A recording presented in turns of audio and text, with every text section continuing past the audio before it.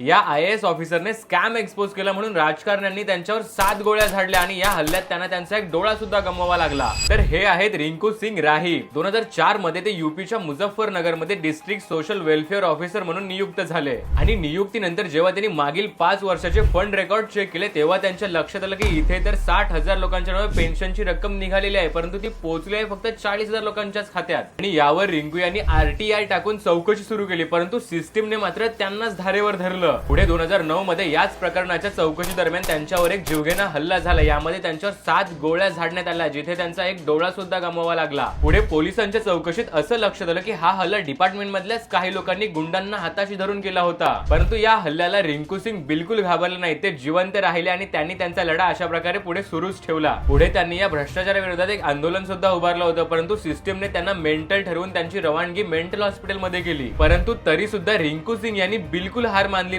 ते 2022 मध्ये मुझफ्फरनगर मध्ये परत आले आणि यावेळेस ते IAS ऑफिसर बनून आले आणि आता त्यांच्या इमानदारी आणि कर्तव्य दक्षतेमुळे यूपी मधील भ्रष्ट लोक हे थरथर कापतात। तर आता तुम्हीच सांगा की महाराष्ट्रातील कोणत्या जिल्ह्याला अशा प्रामाणिक अधिकाऱ्याची खरंच गरज आहे।